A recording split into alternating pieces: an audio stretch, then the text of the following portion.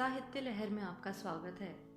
आज आप सुनेंगे मालती जोशी जी की कहानी पटाक्षेप। कहानी शुरू करने से पहले आप मेरे चैनल को सब्सक्राइब कर लीजिए और कहानी पसंद आए तो वीडियो को लाइक ज़रूर कीजिए। धन्यवाद। आइए कहानी सुनते हैं। ग्रीन रूम में लौटने के बाद भी तालियों की वह गड़गड़ाहट जैसे उसके कानों में गूंज रही थी। अंतिम पटाक्षेप के भव्य दृश्य से वह बाहर ही नहीं आ पा रही थी। दर्शकों का प्यार और प्रशंसा दोनों उसे अभिभूत किए हुए था। मन आनंद से ऊब डूब हो रहा था। मत्स्यगंधा की यह शीर्षक भूमिका बहुत ही चुनौतीपूर्ण थी।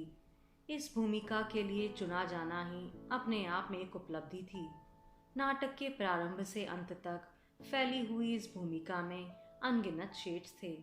चरित्र के कई पेज थे। नारी के विभिन्न रूपों का प्रदर्शन था। मुग्धा, किशोरी केवट कन्या, यौवन मतमाली महारानी, ममता महिमा और अंत में हताश निरुपाय राजमाता। इस चरित्र को निभाने के लिए असाधारण प्रतिभा की आवश्यकता। मीरा ने आज साबित कर दिया कि उसके पास वह असाधारण अभिनय प्रतिभा है। उसके सामने कोई ऐरा गैरा नहीं, दिग्गज कलाकार थे। पराशर के रूप में महेंद्र माथुर, शांतनु और सत्यव्रत के रूप में राजीव और रोहित सक्सेना, पर वह तीनों पर भारी पड़ गई थी। नाटक की भाषा में कहा जाए तो उसने तीनों की छुट्टी कर दी थी। ग्रीन रूम में बधाई देने वालों का तांता लगा हुआ था।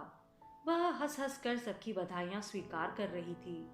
किसी के पैर छू रही थी, किसी के गले लग रही थी, पर उसकी आंखें ग्रीन रूम के दरवाजे पर टंगी थी। जिसके अभिनंदन की उसे खास प्रतीक्षा थी, वे नजर ही नहीं आ रहे थे। शायद भीड़ छटने का इंतजार कर रहे हो। तभी सुपर्णा ने उसे टहोक दिया, राजमाता जी, अब जरा अपना गेटअप बदल लीजिए। दूल्हे मियाँ देखेंगे तो घबरा जाएंगे। अब उसे भान हुआ कि वह वृद्ध राजमाता बनी हुई है। इस रूप में अपने मंगेतर से मिलने का तो सवाल ही पैदा नहीं होता। उसने फौरन मेकअप रूम का रुख किया। जाते जाते सुपर्णा से कह गई, वो आए तो थोड़ी देर को बातों में बहलाए रखना, मैं आई। हाँ भाई, बहला लेंगे, फुसला लेंगे, बाद में मत बोलना मेरे मियाँ को चुरा लिया। मीरा ने फटाफट मुंह धोया, मेकअप उतारा। बालों की सफेदी तो शैम्पू के बाद ही जाएगी, पर जितनी झड़ सकती थी झड़ा दी। वह कपड़े बदलकर बाहर आई। तब तक भीड़ लगभग छुट चुकी थी। सुपर्णा का कहीं पता नहीं था। हाँ, बुरा सा मुंह बनाए उसका छोटा भाई संदीप जरूर नजर आया। कितनी देर लगा दी दीदी, क्या हॉल में ताला डालने तक रुकना है? उसने चिढ़ते हुए कहा। माँ पापा गए? कब से? और वे लोग? कौन लोग? अच्छा, वे लोग भाई पता नहीं, कम से कम मिलकर तो नहीं गए। माँ पापा से भी नहीं मिले? उन्हीं से तो। तुम क्या सोच रही हो मैं अपनी बात कर रहा हूँ? अरे मेरी तो नमस्ते तक का जवाब उन्होंने ढंग से नहीं दिया। अजीब घुसट लोग हैं। इंटरवल में पापा ने चाय ऑफर की तो इतने नखरे दिखाए मानो बारात में आए हों। तुम्हारी सास तो ऐसे जता रही थी मानो यहाँ आकर उन्होंने हम पर बड़ा एहसान किया हो। और तुम्हारी वो नकचड़ी नंदे पूरे वक्त खीखी कर रही थी।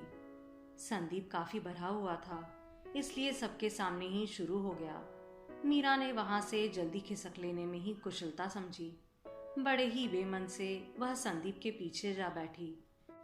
उसने तो सोचा था आज रात आनंद की बाइक पर लौटेगी। रास्ते में कॉफी या आइसक्रीम के लिए वे कहीं रुकेंगे, मन भरकर बातें होंगी। पर वे तो बच्चों की तरह मम्मी डैडी के साथ गाड़ी में लदकर आए थे। सारा रोमांस धरा का धरा रह गया। बाइक की सवारी नहीं करवाई ना सही, कोई मजबूरी रही होगी। शायद डैडी रात में डाइट ना कर पाते हुए, पर मिनट भर तो भीतर आकर उसे कंग्रेचुलेट तो कर सकते थे। कितनी शौक से उसने पूरे परिवार के लिए 5 VIP पास भिजवाए थे। माँ पापा और संदीप इस बार टिकट लेकर पीछे बैठे थे। सगाई के बाद उसका यह पहला नाटक था और उसका बड़ा मन था कि आनंद के परिवार वाले उसके इस पहलू को भी देखें। घर आकर लगा कि माँ पापा का मूड भी उखड़ा हुआ है। माँ हर नाटक के बाद उसकी नजर उतारा करती थी। आज तो उसके अभिनय का, रूप का जादू सबके सिर पर चढ़कर बोला था। पर माँ को आज नजर उतारने की भी याद नहीं रही। भाई बहन के लौटते ही उन्होंने खाना लगाना शुरू कर दिया। खाना भी सबने चुपचाप ही खाया और सोने चले गए। माँ पापा ने नाटक के बारे में एक शब्द नहीं कहा। मीरा को देर रात तक नींद नहीं आई। नाटक के पहले वाली रात भी वह सो नहीं पाती है। मन पर एक तनाव रहता है। नाटक वाली रात वह खुशी और उत्तेजना के मारे सो नहीं पाती है। नाटक के दृश्य और संवाद उसके मन में चक्कर काटते रहते हैं। आज मन में ना खुशी है, ना उत्तेजना है। एक हताशा सी व्याप्त है। शायद इसलिए आज नींद कोसों दूर चली गई है। दूसरे दिन सारे अखबार नाटक की प्रशंसा से भरे हुए थे। उनका खास तौर से उल्लेख किया गया था। बैंक में भी बधाई का सिलसिला जारी रहा, पर उसका मन बुझा बुझा ही रहा। जिस व्यक्ति से प्रशंसा पाने की सबसे ज्यादा उत्सुकता थी, वही चुप लगा गया। करीब 4 बजे उसका मोबाइल पर संदेश आया। 6 बजे आर्यवर्त में मिलो, बात करनी है। उसका मुरझाया मन एक बार हरा हो उठा। ठीक तो है, बड़ों के सामने खुलकर बात करना मुश्किल रहा होगा। हाँ, पर एक फोन तो कर सकते थे। पूरा दिन बीत गया। अब किया भी है तो यह एसएमएस। बैंक से फलगार भर दूरी पर रिश्ते की एक बुआ का घर था। राखी भाई दूज पर उनके यहाँ आना जाना हो जाता था। ऑफिस से जरा जल्दी निकलकर वह उनके यहाँ पहुँच गई। बुआ, एक जगह जाना है। सुबह से घर से निकली हूँ, एकदम भूतनी लग रही हूँ। जरा हुलिया सुधार लूं। तुम्हारा ही घर है लल्ली, बुआ ने स्नेह सिक्त स्वर में कहा। दीदी, कोई अच्छी सी साड़ी निकाल दूं? उनकी बहू ने पूछा। मीरा को लालच तो हो आया था, पर संकोच कर गई। ठीक समय पर वह आर्यवर्त पहुंच गई। आनंद बाहर प्रतीक्षा करते मिले। फिर दोनों ऊपर वाली मंजिल पर चले गए और एक कोने वाली मेज पर जाकर बैठ गए। कुछ क्षण खामोशी में बीत गए। बैरा आया और पानी रखकर चला गया। फिर दोबारा वह मेन्यू कार्ड लेकर आया तो आनंद ने खुद ही जो ऑर्डर करना था कर दिया। मीरा को थोड़ा अजीब सा लगा। यह सामान्य शिष्टाचार होता है कि साथ वाले के से उसकी पसंद पूछी जाती है, पर आनंद ने उसकी जरूरत नहीं समझी। मीरा को यह बात खटकी तो जरूर, पर उसने मन को समझा लिया कि शायद वे इस फालतू चर्चा में समय जाया नहीं करना चाहते हैं। वेटर के आने के बाद उन्होंने गला साफ करते हुए कहा, मीरा, शादी से पहले मैं एक बात स्पष्ट कर देना चाहता हूँ। वह चौंकी क्योंकि उनका स्वर बहुत गंभीर था। उसने कुछ नहीं कहा, उनके आगे ही कहने की प्रतीक्षा करती रही। दरअसल हम लोग नहीं चाहते कि शादी के बाद तुम नाटकों में काम करो। हम लोग मतलब? हम लोग मतलब मम्मी, डैडी, मैं और रीना नीना, उसने व्यंग से पूछा, पर उसके व्यंग को वे पकड़ नहीं पाए। पूर्ववत गंभीरता से बोले, उन लोगों की राय से कोई फर्क नहीं पड़ता, पर हम तीनों, मम्मी, डैडी, मैं, नहीं चाहते कि तुम शादी के बाद नाटक करो। शादी के बाद तो नाटक वाटक वैसे ही कम होना है। कम नहीं, एकदम बंद होना चाहिए। उनका स्वर आदेशात्मक था। मीरा चौंकी, थोड़ा आहत भी हुई। वह कुछ कहना चाहती थी कि ऑर्डर आ गया। उसने वेटर के जाने तक की प्रतीक्षा की, फिर बोली, हम लोगों ने तो कभी कुछ छुपाया नहीं। मुझे याद है, आप लोग जब पहली बार घर आए थे तो पापा ने आपको मेरे नाटकों का एल्बम भी दिखाया था। हाँ, दिखाया था, पर हम लोगों ने उसे सीरियसली नहीं लिया था। अक्सर लड़कियां ऐसी टाइम पास हॉबीज पाल लेती हैं। This is not my hobby, उसने तल्लक से कहा। This is my passion. जो भी हो, but this chapter should be close now. दरअसल मुझे वो थिएटर का क्राउड जरा भी पसंद नहीं आया। ना मुझे वे लोग अच्छे लगे, ना उनके तौर तरीके। फिर उनकी टाइमिंग भी बड़ी ऑड होती है। घर गृहस्थी के साथ यह सब नहीं चल सकता। फिर डैडी की इस शहर में एक पोजीशन है, एक नाम है। हम लोग भी सड़क छाप तो नहीं हैं। मीरा ने कसैले स्वर में कहा। आनंद ने कोई उत्तर नहीं दिया। वे मनोयोग से कांटे में कटलेट के टुकड़े फंसाते रहे, खाते रहे। उन्होंने यह देखने की भी जरूरत नहीं समझी कि मीरा ने कुछ खाया भी है या नहीं। उसकी तो जैसे भूख ही मर गई थी। वह तो सिर्फ शिष्टाचारवश वहां बैठी थी, और बैठी थी इसलिए कॉफी के घुट भर रही थी। परंतु सामने वाले ने तो सारा शिष्टाचार ही ताक पर रख दिया था। इसलिए जैसे ही उन्होंने पेपर नैपकिन से अपने हाथ पोंछे, मीरा उठकर खड़ी हुई। मैं चलूंगी अब, घर पर बताया नहीं था, माँ चिंता करेगी।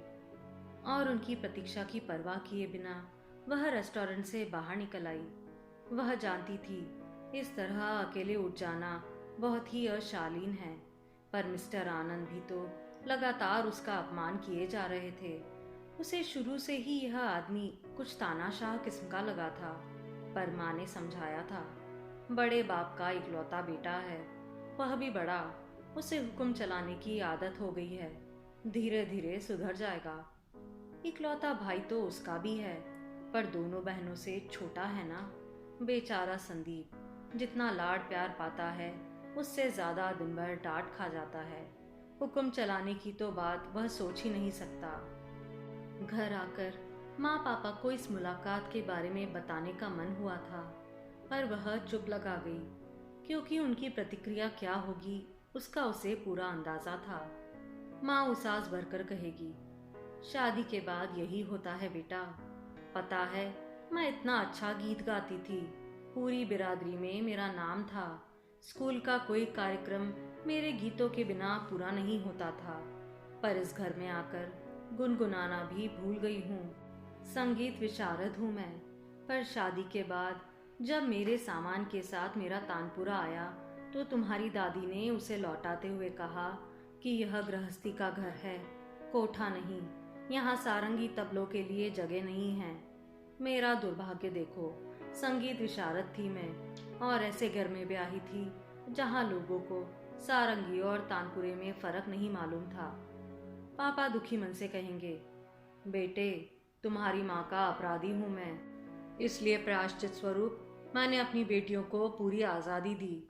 उन्होंने जो करना चाहा मैंने करने दिया, कोई रोक टोक नहीं की, पर ससुराल वालों की हामी तो मैं नहीं भर सकता ना। माँ पापा का यह संवाद मीरा की कल्पना से नहीं उपजा था। दीदी की शादी के बाद घर में यह नाटक हो चुका है। इतनी अच्छी कविताएं करती थी दीदी, और इतने अच्छे से सुनाती भी थी, यहाँ वहाँ छपती भी थी। उस कच्ची उम्र में जैसी लिखी जाती है उसी तरह की भावनाएं की कविताएं थी वह। पर शादी के 6 महीने भी नहीं बीते होंगे, उनकी कविताओं को लेकर पति पत्नी में मनमुटाव हो गया। जीजा जी को उन प्रेम गीतों के नायक की तलाश थी, और वे हर परिचित को संदेह की नजरों से देखने लगे। फिर एक दिन दीदी अपनी सारी प्रकाशित और अप्रकाशित रचनाएं यहाँ लेकर आ गई, पर बाद में जैसे वह स्रोत ही सूख गया। अब दीदी अपने बच्चों को पालती है और दूसरों के बच्चों को कोर्स की कविताएं पढ़ाती है। स्कूल घर से 7 किलोमीटर दूर है, और सुबह शाम बस धक्के खाते हुए आना जाना होता है। अगर कभी देर सवेर हो जाए और कोई सहयोगी घर तक छोड़ने आ जाए तो जीजाजी के मन में संशय के नाग फन उठाकर खड़े हो जाते हैं। कभी कभी रो पड़ती है दीदी, इस नरक से तंग आ गई हूँ रे। माँ पापा को दुखी नहीं करना चाहती, नहीं तो कब से अपना बोरिया बिस्तर उठाकर यहाँ चली आती। माँ पापा को दुखी तो मीरा भी नहीं करना चाहती, पर वह अपनी जिंदगी को नरक भी नहीं बनने देगी। वह अपने ढंग से निपटेगी। लंच टाइम में मीरा ने वह नंबर घुमाया। क्या बात है, मैं ज़रा मीटिंग में हूँ। बस 1 मिनट लूँगी, एक ज़रूरी बात पूछनी थी। कौन सी? शादी की तारीख क्या तय हो रही है, बता सकेंगे? शायद 25 फरवरी या उसके आसपास। तारीख जानना इतना ज़रूरी क्यों हो गया? वो हमारे यहाँ 3 महीने का नोटिस देना पड़ता है ना। नोटिस? वो किस लिए? रेजिग्नेशन के लिए। अच्छा thanks, carry on your meeting, bye. बस इसके बाद उसने अपना मोबाइल साइलेंट पर करके पर्स में डाल दिया। वह जानती थी कि मीटिंग के बाद ही सही उनका फ़ोन ज़रूर आएगा, और क्या पता मीटिंग थी भी कि नहीं, या फिर उस पर रौब डालने के लिए ही ऐसा कहा गया था। शाम को जैसे ही गेट से बाहर निकली, उनसे सामना हो गया। अरे आप, चलो चलकर कहीं बैठते हैं। घर में कहकर नहीं आई हूँ, देर हो जाती है तो माँ चिंता करने लगती है। कल भी बहुत देर बाद पहुंची थी। मेरा नाम बता दिया करो, कोई कुछ नहीं कहेगा। उनके स्वर में दम्भ था। ठीक है, पर आज होटल वोटल नहीं चलेंगे, बड़ी घुटन होती है। कहीं किसी पार्क में चलें? पार्क में भाग्य से एक पत्थर की बेंच खाली मिली। वहां बैठते ही उन्होंने पूछा, ये रेजिग्नेशन का भूत तुम पर कहाँ से सवार हो गया? भूत क्यों? यह तो मेरी बहुत पुरानी प्लानिंग थी। नौकरी तो मैं यूं ही शौकिया टाइम पास के लिए कर रही थी। शादी के बाद नौकरी करने का तो कतई इरादा नहीं था। इस बात का तुमने कभी जिक्र नहीं किया? सभी बातें पहले से बताना संभव कहाँ होता है। पर नौकरी छोड़ना क्यों चाहती हो? दरअसल मुझे दो नावों पर पैर रखकर चलना नहीं आता है। आसपास की नौकरी पेशा महिलाओं को देखती हूँ तो बड़ी दया आती है। ना घर ही ठीक से संभल पाता है, ना बच्चे ढंग से पल पाते हैं। नौकरी भी बस आधे मन से ही हो पाती है। सारा ध्यान तो घर पर धरा रहता है। अपनी दीदी को ही देखती हूँ, कितनी परेशान है। घर बिखरा पड़ा रहता है, बच्चे बेचारे से घूमते रहते हैं। तुम्हारी दीदी अकेली है, इसलिए परेशान है। अपने यहाँ तुम्हें किसी बात की चिंता करने की जरूरत नहीं है। घर और बच्चे सब मम्मी पर छोड़ दो। She is very competitive. यह भी कोई बात हुई? बेचारी अभी अभी तो अपने बच्चों से फारिग हुई है, अब बच्चों के बच्चे पालेंगी। आखिर उन्हें भी तो कभी आराम चाहिए। बहू के रहते भी खटती रहे, यह क्या बात हुई?